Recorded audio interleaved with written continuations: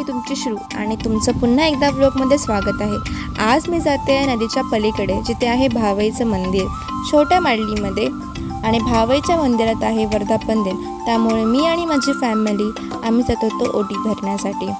आम्ही बसलो बोटमध्ये आणि बोट निघाली दुसऱ्या नदीच्या काठी। नदी एकदम शांत होती आणि व्ह्यू पण खूप छान होता। मी दरवर्षी या मंदिरात नक्की येते पाया पडण्यासाठी।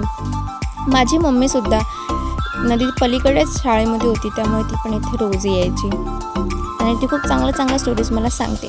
आम्ही आलो मंदिरामध्ये आणि ऑलरेडी लाईन लागलेली होती। सगळेजण आपापली ओटी भरत होते, मग आम्ही पण लाईनमध्ये उभे राहिलो।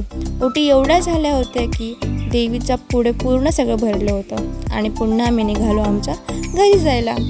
पुन्हा बोट पकडली आणि नदीने निघालो।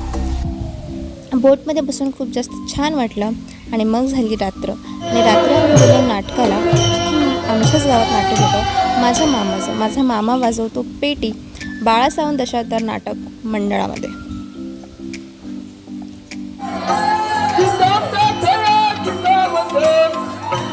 फर्स्ट एंट्री झाली गणपतीची आणि देन माझे फेवरेट कॅरेक्टर आले राक्षस, म्हणजेच गॅरी कामतेकर, ज्यांनी खूप चांगला ॲक्ट केला होता। त्यानंतर 2 राक्षस, त्यानंतर 2 फनी कॅरेक्टर, स्त्री पाठ आणि त्यानंतर त्यांचं कथानक आणि मग राजा म्हणजे स्वतः बाळा सावंत यांची ती कंपनी आहे। आणि ओव्हरऑल नाटक खूप चांगलं झालं। सगळ्यांना खूप नाटक आवडलं आणि त्याने 2 फेवरेट कॅरेक्टर